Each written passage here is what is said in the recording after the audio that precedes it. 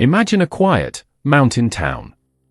A place where families go to escape the noise of the city, where the air is clean, and the biggest worry is what to have for dinner. This was Keddie, California, in the spring of 1981. A place where nothing bad ever happened until one night, when the silence was shattered by a violence so brutal, it would leave a scar on the community for decades. This is the story of the Keddie Cabin murders, a crime so perplexing, so horrific, that even today, the full truth remains locked in the shadows of the pines. 36-year-old Glenna Sue Sharp was that family's heart. A mother of 5, she had recently separated from her husband and was working tirelessly to provide a stable life for her children. She was the kind of parent who put her kids first, always. On the night of Saturday, April 11, 1981, this was the scene inside Cabin 28. Sue was with her son John and her daughter Dana. Dana's friend, Tina Sharp, no relation, just a heartbreaking coincidence of surnames, was sleeping over. 2 other teenagers, Justin Smollett and Bo Bubaid, were in another room. The atmosphere was normal, unremarkable. The biggest concern was what to watch on TV. It was the last moment of normalcy they would ever know. Sometime after the late-night movie ended, after the lights in the other cabins had winked out, the silence of the Keddie night was broken. It was not broken by a shout or a scream, not at first. It was broken by the simple, terrifying sound of a door opening. The door to Cabin 28. What happened next inside that cabin was not a simple murder. It was a prolonged, intimate, and savage slaughter. The investigation would later reveal that the killers did not arrive with weapons. They used what was at hand. They turned the tools of a home, a common kitchen knife, a claw hammer from the toolbox, into instruments of pure, unadulterated horror. The first moments were likely filled with threats and confusion. The intruders produced a length of electrical cord and a roll of tape. Sue Sharp, the mother, was likely the first to be restrained. Her wrists were bound behind her back with that cord, pulled so tight it would later leave deep, brutal ligature marks, cutting into her skin. She was forced onto the sofa bed, utterly helpless. And then the violence began. It was not quick. It was a frenzy. The killer took the kitchen knife and plunged it into Sue's body. Not once, not twice, but repeatedly. The blade tore into her neck and chest. But stabbing was not enough to satiate the rage that had been unleashed in that room. The killer then dropped the knife and picked up the hammer. The hammer was swung with unimaginable force. It connected with Sue Sharp's head. The sound was wet, final, and horrifying. The blows rained down, over and over, until her head and face were crushed, beaten beyond all recognition. The violence was so personal, so filled with hatred, it transcended mere killing. It was annihilation. 15-year-old John Sharp was in that room. He saw his mother being butchered. And he fought. He fought like a lion. Despite being bound, or perhaps before he could be fully restrained, he raised his arms to defend himself, to protect his mother, to protect his sister and her friend. The knife was turned on him. It slashed his hands, his wrists, his forearms. These were deep, desperate defensive wounds, the testament of a brave young man trying to stop the unstoppable. The violence against John was so extreme, so ferocious, that the solid steel knife blade, it bent. The force of the thrusts against his body, the impact with bone, was so powerful that it twisted the metal into a useless, mangled artifact of hate. John Sharp did not go quietly. He fought until he could fight no more. And then there was Tina. Just 14 years old. A child who was simply at her friend's house for a sleepover.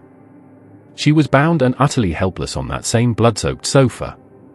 The killer, their rage still not spent, picked up the hammer once more. It was raised high in the air, and it came down on Tina's skull. The blow was delivered with such catastrophic, unrestrained force that it shattered her skull and drove fragments of bone deep into her brain. It was an act of overkill that defies all human understanding. The living room of Cabin 28 was no longer a living room. It was a charnel house. The walls were spattered with blood. The furniture was overturned from the struggle. The air was thick with a coppery scent of death. And in the middle of it all, 3 bodies, a mother, her son, and a young girl, bound, broken, and brutally executed. The scene was one of almost unimaginable carnage. When dawn broke on Sunday, April 12, the horror remained sealed inside cabin 28. Sue's youngest sons, 10-year-old Rick and 5-year-old Greg, woke up next door. They tried to get into their mother's cabin, but the door was locked from the inside. Getting no answer, they went to a neighbor. When that neighbor managed to get inside, they stumbled into the aftermath of hell. Amidst the carnage, an immediate and chilling mystery presented itself. Sue's 17-year-old daughter, Dana Wingate, was gone. Vanished without a trace. She was not in the cabin. It was as if she had been plucked from the very center of this nightmare. But perhaps the most baffling detail of all was this: in a back bedroom, just feet away from the blood-soaked living room, the 2 other teenagers, Justin Smolt and Bo Bubaid, were found. And they claimed something that defied all logic and human experience. They claimed they had slept through the entire, blood-curdling event. The screams, the struggles, the hammer blows, the final, desperate gasps. They heard nothing. This bizarre claim immediately drew suspicion. Justin Smolt was the son of a man named Marty Smolt, Sue's neighbor. Marty was a volatile character, known to hold grudges. He had a known, though poorly documented, animosity toward Sue Sharp. He quickly became the central person of interest for investigators. The most damning evidence against Marty Smolt would come years later, from his own wife, Marilyn. She told police that after the murders, Marty had confessed to her.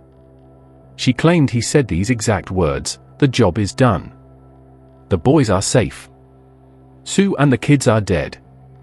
The phrase "of the boys are safe" was interpreted by many as a direct reference to his son, Justin, and possibly Bo Bubaid, implying they were never in any real danger from the killers. For 3 long years, the fate of Dana Wingate was one of America's most haunting mysteries. Then, in 1984, a hiker discovered a skeleton in a remote area near Feather Falls, about 70 miles from Keddie. Dental records confirmed it was Dana. She had been murdered, her body dumped like trash.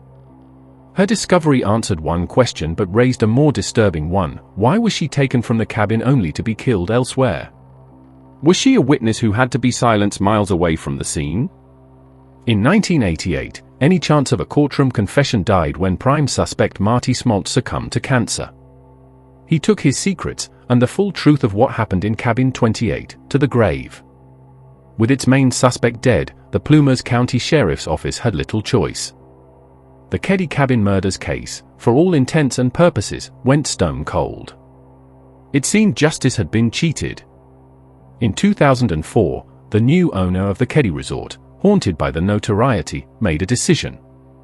Cabin 28, along with the connecting cabin 26, were torn down, demolished, and the debris carted away.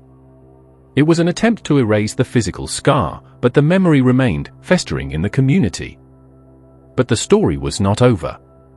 In a stunning move in 2016, the Plumas County Sheriff's Office, under Sheriff Greg Hagwood, officially reopened the cold case. They applied modern forensic science to the old evidence: the electrical cords, the tape, the bent knife. They were searching for a DNA signature that previous technology could not find. In 2018, they announced a monumental breakthrough.